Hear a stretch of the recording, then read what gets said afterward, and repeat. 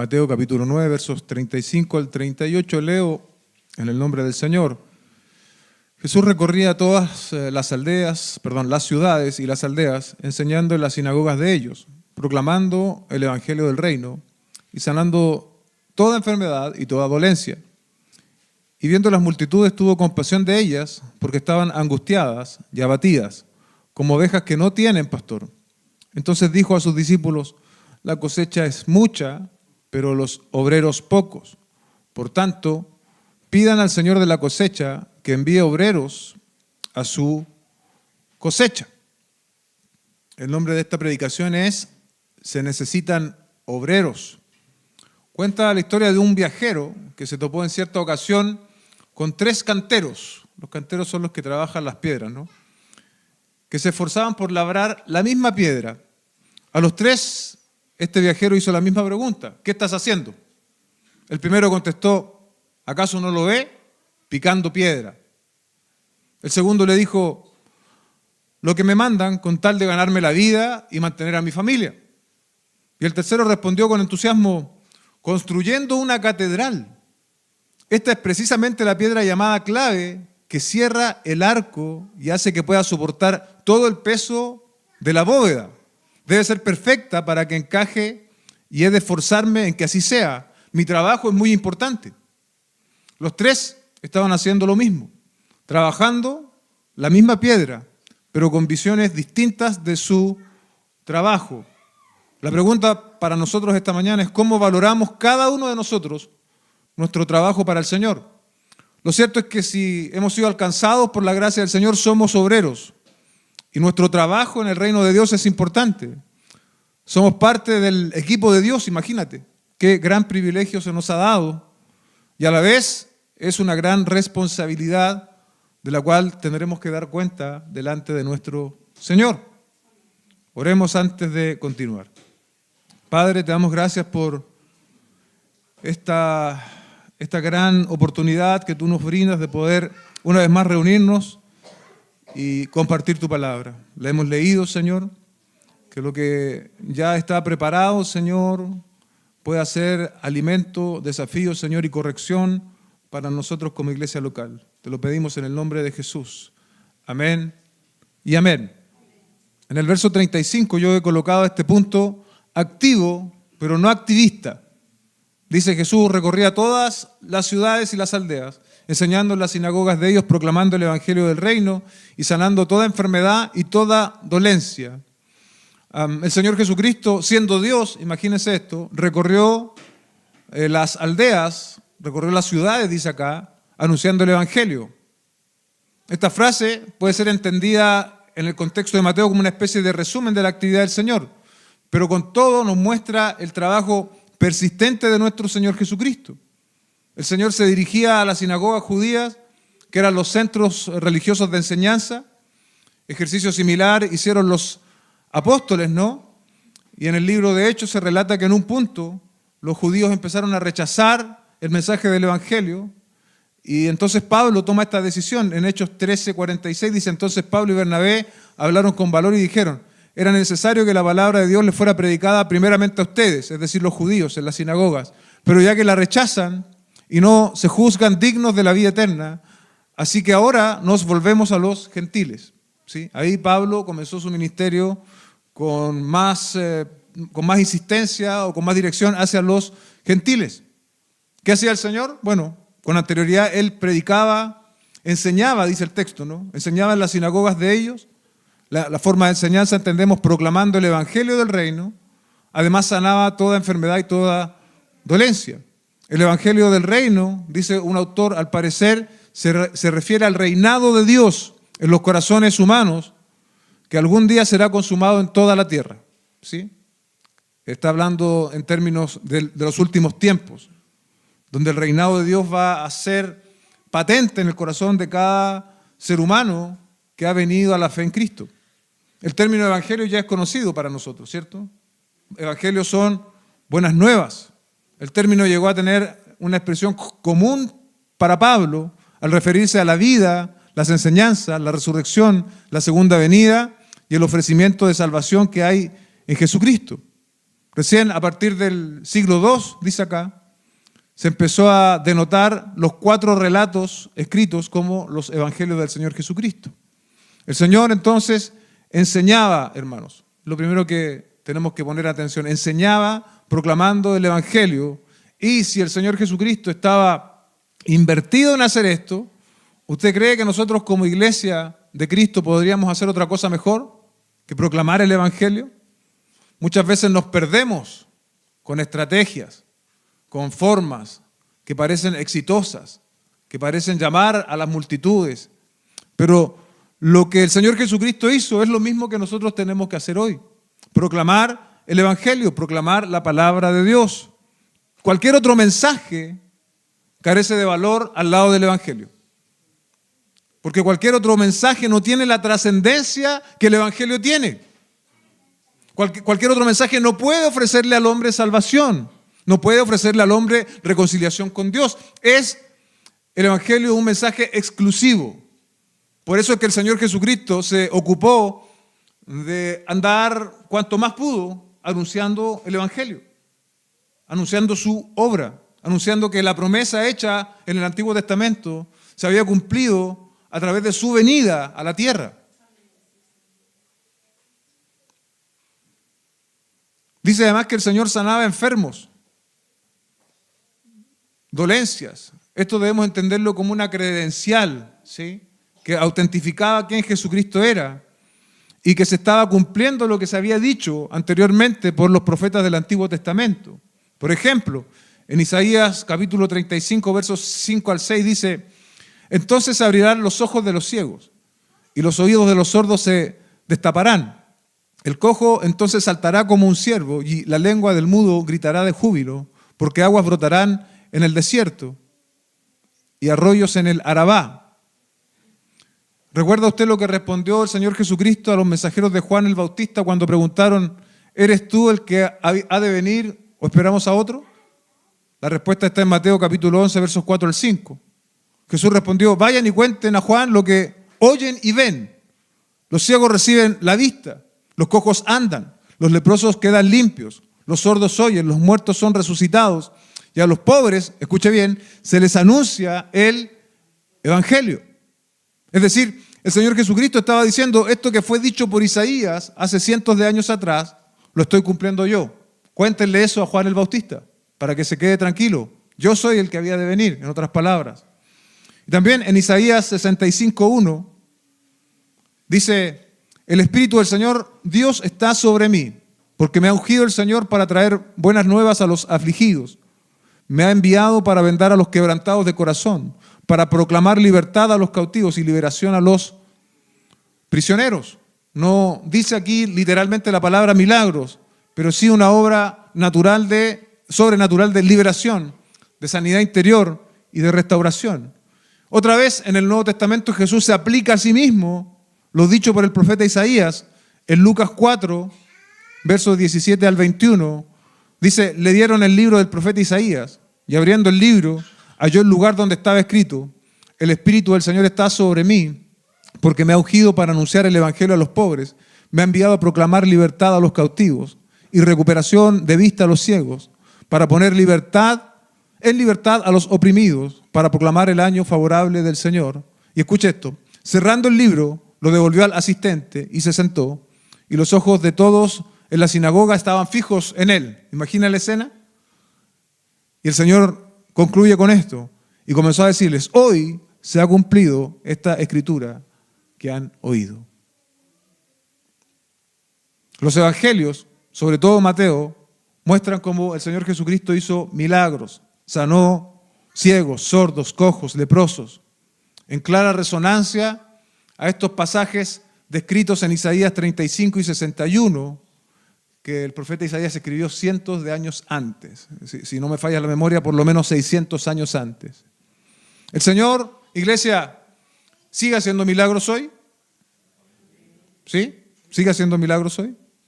Milagros de tipo enfermedades son sanadas. ¿Sigue haciendo milagros? Sí, sí. Ahora, la otra pregunta: ¿el Señor sana siempre? El Señor no sana siempre. respecto de los milagros que sí hace el Señor. ¿Alguien puede levantar su mano y decir, sí, Dios hizo un milagro en una enfermedad que yo tenía? Me acordaba de ti, yo hermano. Mi madre, Dios. Mira, tenemos 3 personas que alzan su mano y dicen, Dios hizo un milagro de salud en mi vida. ¿Sí? Dios, el Señor Jesucristo hoy sigue haciendo milagros. Y yo no voy a preguntar, pero probablemente si yo hiciera la pregunta al otro lado y preguntase, ¿hay personas que han pedido sanidad y no han sido sanados? Probablemente también se levantarían algunas manos. ¿Sí? Entonces, esa es la realidad del asunto. ¿Qué podemos concluir, hermanos, nosotros a través de este examen muy superficial que hemos hecho al respecto? Que el Señor sana conforme a su voluntad y propósito. Pero hay algo más relevante que un milagro en nuestro cuerpo, y hay algo que sí podemos garantizar, es que cuando nosotros predicamos el mensaje de salvación, el Evangelio, y las personas se arrepienten de sus pecados y aceptan el señorío de Cristo y vienen a Él en verdadero arrepentimiento y fe, ¿sabe? Nosotros podemos decirle a esa persona que ha alcanzado vida eterna y comunión con Dios. Y ese es un milagro extraordinario, porque yo puedo ser sanado, por ejemplo, de algo en particular, pero yo finalmente igual voy a morir. En cambio, el que recibe la vida eterna, recibe este milagro extraordinario de Dios, que lo va a llevar literalmente a la eternidad. ¿Se da cuenta? Comparativamente, el anuncio del Evangelio es el milagro más extraordinario que nosotros hoy día también estamos contemplando. Si hemos llegado a la fe, tú y yo también somos producto de un milagro de Dios. Porque Él ha renovado nuestro interior, nos ha hecho nacer de nuevo, ha abierto nuestros ojos para ver su obra, para que nos acerquemos a Él. Siempre nosotros decimos, ¿no? Nuestro modelo, ¿quién es? Cristo. Y aquí el Señor nos está enseñando algo, iglesia, su manera, su forma comprometida de evangelizar, de dar a conocer las buenas nuevas. No podemos repetir este estilo de manera literal, ¿no? La mayoría de nosotros. Hay personas, misioneros que sí lo pueden hacer, Dios los ha llamado a eso. Pero sí nosotros también tenemos nuestras ciudades, nuestras aldeas y nuestras sinagogas, entre comillas, que son nuestros lugares de trabajo, son el medio de transporte, es donde vivimos, ¿no? La villa, la población, el vecindario, el edificio, según sea el caso. Nuestras ciudades, aldeas, sinagogas son nuestras universidades, nuestros lugares de trabajo. Es allí donde nosotros debemos dar testimonio de Cristo. No estamos en posición de garantizar milagros, como hemos dicho antes, pero sí lo que podemos hacer con toda certeza es anunciar el mensaje de salvación. Y aquellos que vienen, y aquellos que oyen el mensaje y se arrepienten y de verdad, genuinamente aceptan el mensaje de salvación, alcanzan vida eterna. El Señor traducía sus palabras de verdad en amor. El Señor sanaba a estas personas porque les amaba. Nosotros, como decíamos antes, no seremos de verdad cristianos si nuestra fe no desemboca, no se muestra a través de una acción cristiana. Dice Barclay, el sacerdote habría dicho que la esencia de la religión es el sacrificio. El escriba que la ley. Pero Jesucristo decía y mostraba que la esencia de la religión es el amor. Pensemos en esto, no tenemos el potencial del milagro de alimentar a 3.000 o 5.000, pero quizás podemos saciar el hambre de uno.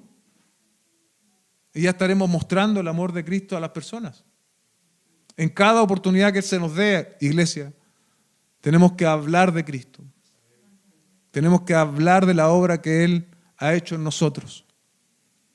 Y aquí quiero aclarar algo, no es que vamos a ocupar, por ejemplo, nuestro tiempo de trabajo evangelizando, porque también estaríamos actuando mal, ¿no?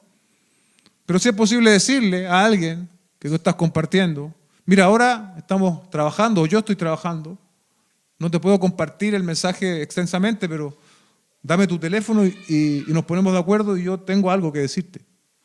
Yo tengo algo que decirte respecto del Señor. Jesús, hermanos, no es un ejemplo de activismo. ¿Sí? Es muy también frecuente hoy día en muchas iglesias el activismo. De las 7 días de la semana hay 7 actividades o más en la semana. No es el caso nuestro. Pero el Señor Jesucristo no está aquí retratándonos el perfil del activismo, no. El Señor está retratando aquí que Él tenía su misión clara, su propósito de vida estaba claro. Y como el Señor Jesucristo, nosotros también debemos ser activos en su obra, no activistas, porque el activista hace cosas por hacer. Hace cosas para sentirse bien consigo mismo y para ser aplaudido por los demás, pero no necesariamente hace cosas para recorrer la voluntad del Señor, para andar en la voluntad del Señor. En cambio, el que está activo en la obra se mueve, hace cosas, no sin esfuerzo. El Nuevo Testamento dice que también el Señor Jesucristo se cansó. En la voluntad de Dios, el que está activo se mueve para agradarle a Él y lo hace conforme a su voluntad revelada en la Escritura. Ese es el ejemplo que el Señor nos da en este verso 35. El punto número 2 de esta predicación es: el panorama no ha cambiado, dice el 36. Y viendo la multitud tuvo compasión de ella, porque estaban angustiadas y abatidas, como ovejas que no tienen pastor. Viendo las multitudes, ¿no? Usted puede imaginar al Señor Jesucristo quizás en un lugar alto, veía venir a las multitudes que en general venían por algún beneficio de salud, otros lo seguían porque multiplicaba alimentos, y el Señor miraba a estas personas y tenía compasión de ellas. Quiero detenerme allí en este término de compasión. La palabra original es splanchisteis, y es la palabra más fuerte que hay en el griego para hablar de piedad. Y procede a su vez de otra palabra que es splagna, que quiere decir entrañas. Así es que se describe la compasión que le mueve a uno en lo más íntimo de su ser. La compasión no es algo pasajero, es algo que, iglesia, nos conmueve o nos debe conmover desde lo más profundo de nuestro ser. ¿Cuál era el motivo de la compasión del Señor Jesucristo? El texto lo dice, porque esta multitud de personas estaban angustiadas y abatidas como ovejas que no tienen pastor. Aquí hay dos términos, ¿no? La palabra angustiada se traduce del griego skilmenoi. Y mira lo que significa. Esto yo solamente lo comparto para que entendamos, para graficar. Describe un cadáver despellejado y mutilado, algo que ha sido saqueado por gente rapaz, o vejado por gente sin piedad, o tratado con insolencia desenfrenada, alguien que está totalmente exhausto de un viaje que parece interminable. Esa es la palabra angustia en el original. Y la palabra abatidos viene del griego erimenoi, que quiere decir que está postrado, una persona derribada por las heridas morales, dice un autor. Son estos dos términos, ¿no? Angustiados y abatidos. Cuando nosotros pensamos en el contexto original de esto, el pueblo, los judíos, estaban subyugados por el Imperio Romano, ¿no? Al igual que nosotros hoy en día, ¿no? No estamos subyugados, pero sí estamos bajo un sistema. Y el sistema ciertamente puede angustiar y abatir. Pero ¿sabe, iglesia? El principal factor, la principal raíz de la angustia y del abatimiento no es el sistema. No era el Imperio Romano, no lo era ayer ni tampoco lo es hoy. Las contingencias, es decir, lo externo, los factores, nos pueden afectar, pero no nos pueden determinar. Nos pueden afectar, pero no nos pueden determinar. El principal problema del hombre siempre es de carácter espiritual. El principal problema del hombre siempre es de carácter espiritual. Y de este problema espiritual que el hombre tiene, se derivan todos los demás problemas. Y es por eso que el Señor Jesucristo no dice, porque están angustiadas y abatidas por el sistema romano, por el Imperio Romano. Mira la metáfora que utiliza el Señor. Están angustiadas y abatidas como ovejas que no tienen pastor. Y aquí está haciendo una referencia indirecta a los líderes religiosos de la época, que estaban enseñando un Dios distinto del Dios revelado en la Escritura que ellos tenían hasta ese momento. Un Dios conforme a sus propios criterios. Un Dios al que era posible agradar a través de las obras y a través de un esfuerzo personal.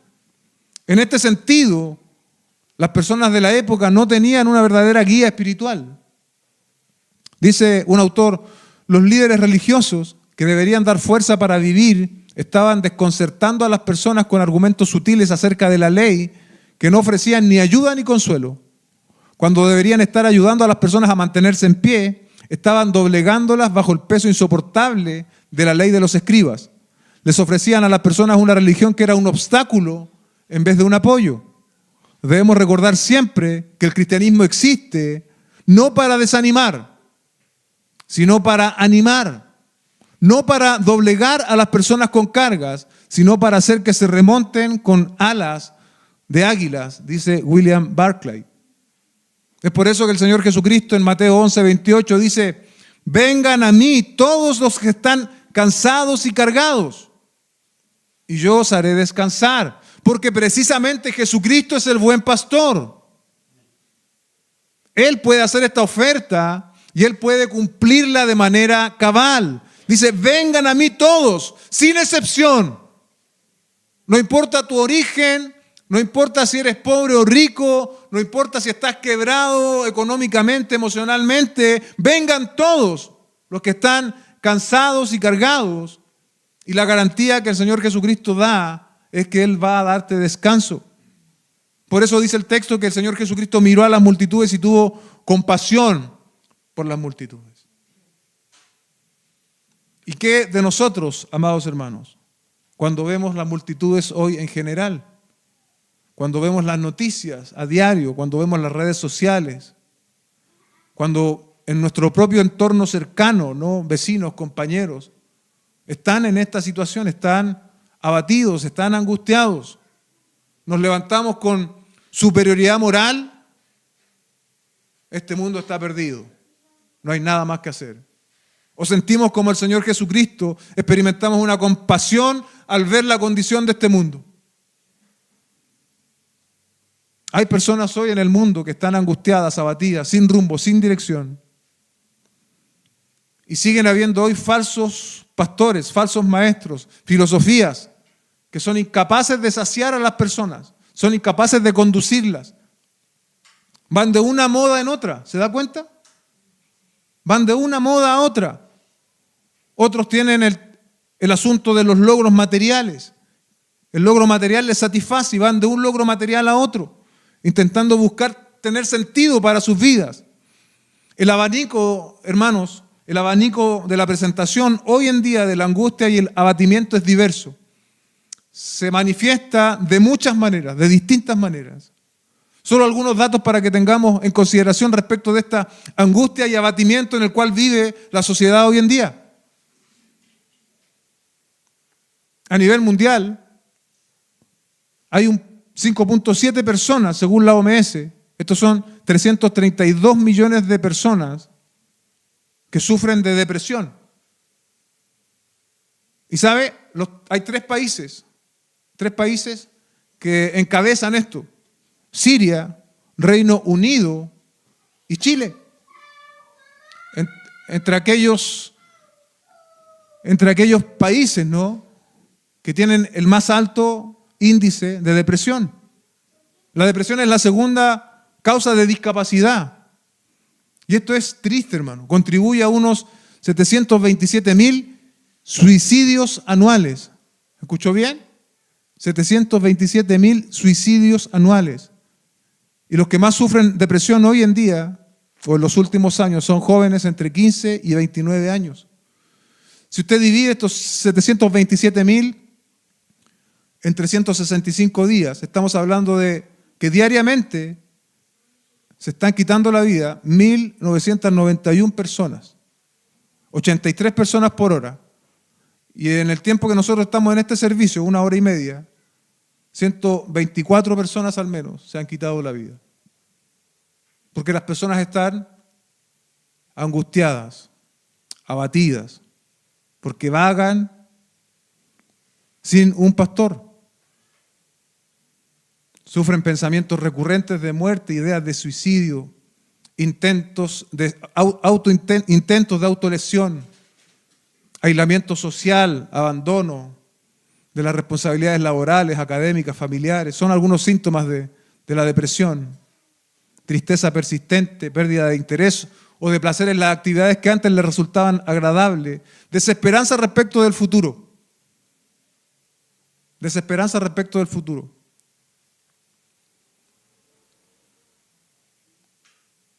En fin, yo no quiero decir con esto, hermanos, y quiero que se entienda, que un cristiano no pueda sufrir depresión. Yo creo que sí, un cristiano puede sufrir depresión. Pero el cristiano que sufre depresión tiene esperanza. Tiene esperanza en el ahora, sabe que Dios le está sosteniendo en su gracia, está enfrentando esto, y tiene una esperanza firme en el futuro. Tiene una esperanza firme en el futuro. En cambio, las personas que están angustiadas y abatidas no lo tienen. No lo tienen. Dicho sea de paso, si alguien sufre de depresión, no se aísle, hermano. No se aísle. Busque a otros hermanos en la fe. Busque ayuda, busque acompañamiento. Ore, lea la palabra. Busque esos medios de gracia que están disponibles para todos nosotros.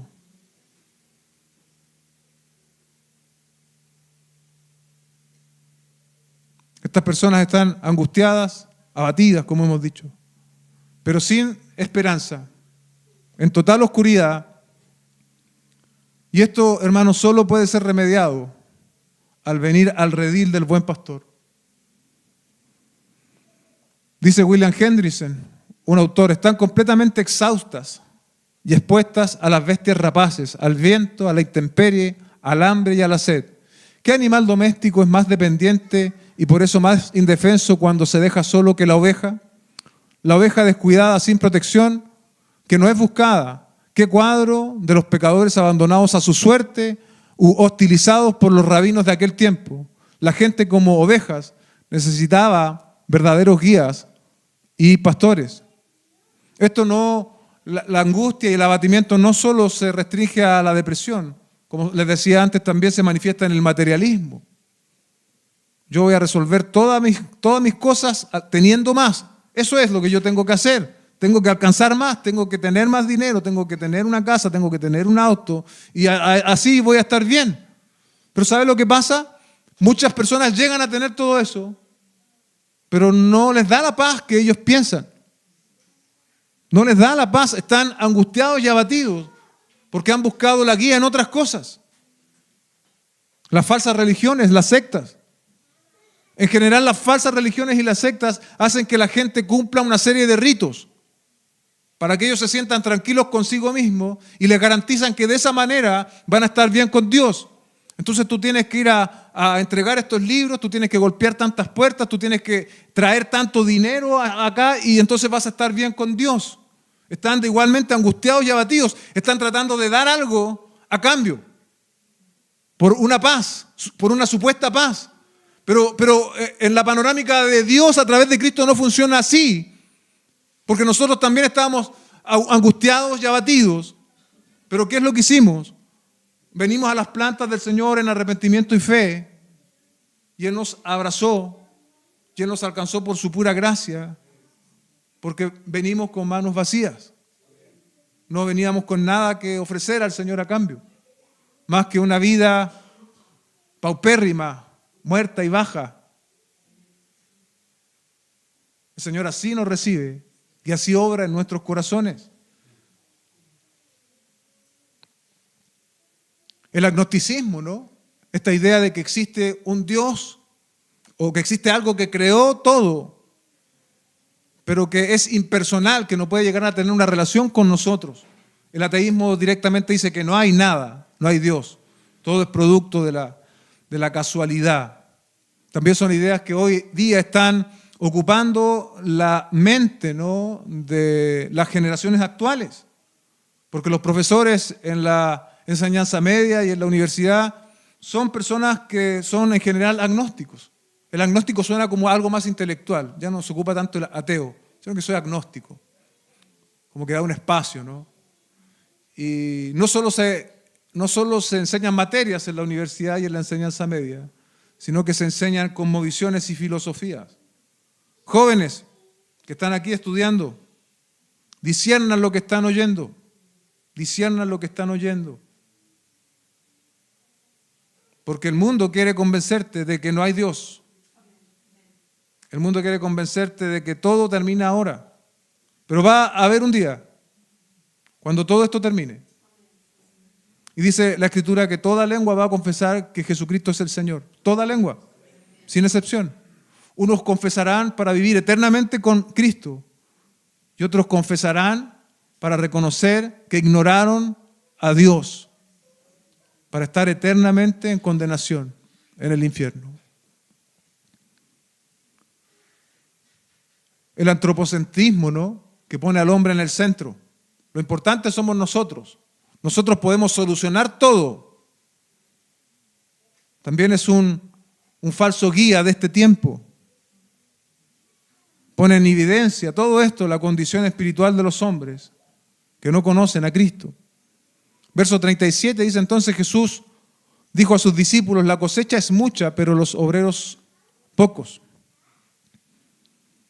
Aquí tenemos también una de las verdades supremas, dice un autor, y uno de los supremos desafíos para nosotros los cristianos. La cosecha no se ciega sola, iglesia, y hacen falta segadores que cieguen. Es una de las verdades más luminosas de la fe y de la vida cristiana, que Jesucristo necesita personas.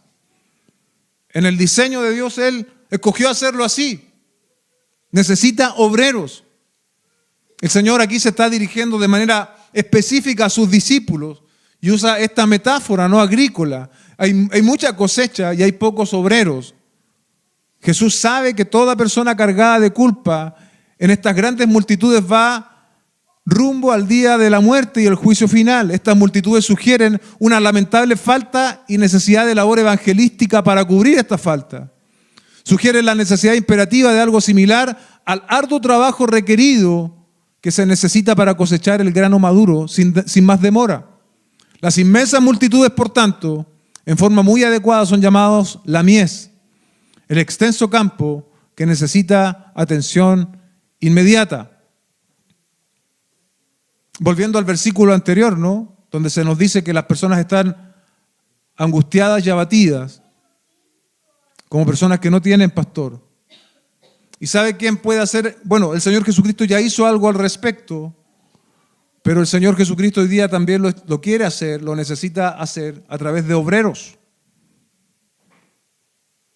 La realidad no ha cambiado, hermanos. La mies es mucha, la necesidad es mucha, y los obreros siguen siendo pocos. ¿Por qué? Bueno, estadísticamente somos pocos los cristianos, eso es una verdad. Pero los pocos que somos, muchas veces no tenemos el carácter de obrero. No estamos imitando de manera constante el modelo de Cristo al evangelizar y no estamos teniendo compasión por los perdidos. No nos estamos desgastando por la obra de Cristo y no estamos teniendo compasión por los perdidos. Estamos muy ocupados en nuestros propios negocios, en nuestras propias responsabilidades. ¿Y sabe qué? Necesitamos un punto de equilibrio donde podamos atender las responsabilidades terrenales que tenemos y a la vez ocuparnos de presentarnos como obreros al Señor para su mies. Porque las personas en necesidad de oír el mensaje del Evangelio son muchas. Después de un tiempo caminando en la fe, aproximadamente desde los 12 años, 13 años que empecé por iniciativa propia, antes me llevaba mi madre, he observado algo. Y es que tenemos la tendencia de pasar de un extremo al otro en cuanto a muchas cosas. Ahora estamos hablando del ser obreros. Entonces, expresamos un compromiso férreo con Dios. Pero ¿sabe qué pasa del otro lado? Empezamos a descuidar nuestras responsabilidades familiares. Y después nos vamos al otro polo. Tenemos un compromiso con las necesidades familiares, con nuestras responsabilidades, pero ya no tenemos tiempo para Dios. Entonces vamos de un extremo al otro. Yo pensaba en esto, ¿qué necesitamos entonces? ¿Sabe qué necesitamos? Sabiduría. Sabiduría es lo que necesitamos.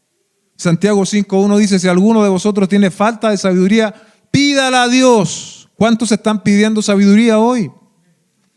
El cual da a todos abundantemente y sin reproche, y le será dada. Necesitamos esa sabiduría de manera de atender a lo que tenemos que hacer en esta tierra y también atender a los asuntos del reino de Dios. Verso 38, por tanto, pidan al Señor de la cosecha que envíe obreros a su cosecha.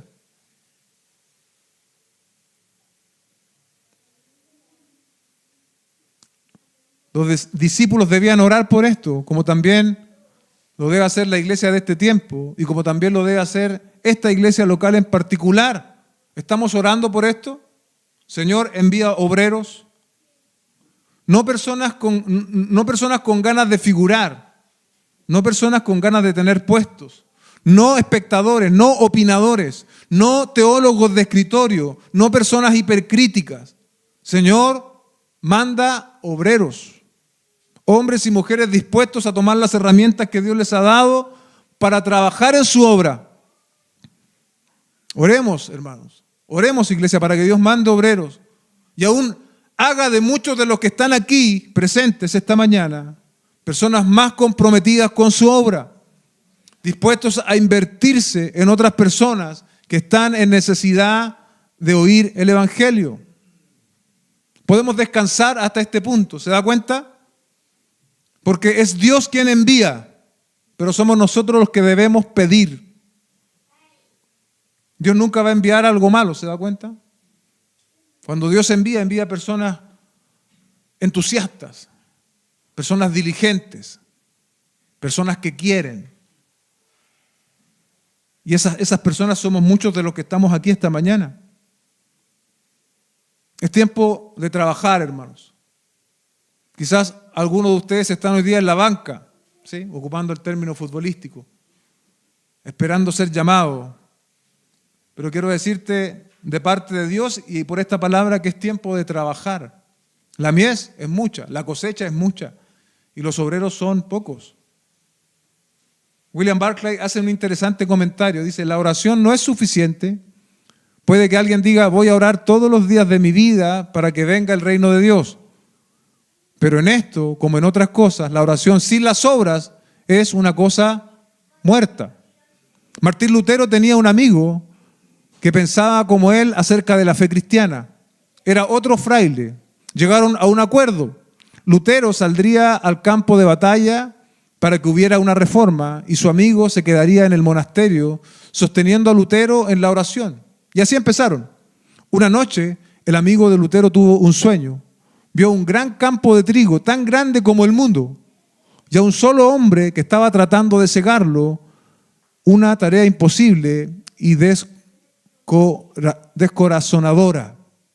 De pronto le vio la cara al segador solitario y vio que era Martín Lutero. Y entonces el amigo se dio cuenta de todo. Debo dejar la oración, se dijo, e ir a trabajar en el campo.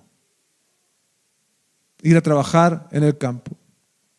Es el sueño de Cristo que todos y cada uno de nosotros seamos misioneros y segadores.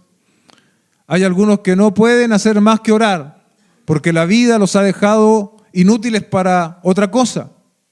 Y sus oraciones son la fuerza de los obreros. Pero esa no es la labor que nos corresponde a los demás. Los que tenemos fuerza, salud física y mental, ni siquiera el dar dinero es suficiente. Si se ha de cegar la cosecha del mundo, cada uno de nosotros tiene que ser un segador. Porque hay alguien a quien cada uno de nosotros puede y debe llevar a Dios. Volviendo a lo que les compartí al comienzo, ¿no?, de estos canteros, de estos hombres que trabajaban la piedra. ¿Qué tipo de cantero eres, hermano? ¿Eres el que pica piedra porque es lo que toca? ¿Eres el que lo hace por necesidad? ¿O eres el tipo de obrero que el Señor busca que nosotros seamos? Que sabe que está involucrado en la empresa más grande a la cual un hombre puede ser convocado, la empresa de Dios, la empresa de salvar almas del infierno. No hay nada más importante que eso. No hay un mensaje más importante que el mensaje del Evangelio. Y Dios te ha convocado a ti y a mí como agentes, como mensajeros, como obreros. Y es tiempo de salir de las trincheras, es tiempo de salir del descanso, es tiempo de empezar a hablar de Jesucristo a las personas. Tenemos el mensaje más importante dado a los hombres. Tenemos el Evangelio de nuestro Señor Jesucristo. Y somos obreros. No somos gerentes, no somos terratenientes. Somos obreros. Amén. Póngase de pie, vamos a orar.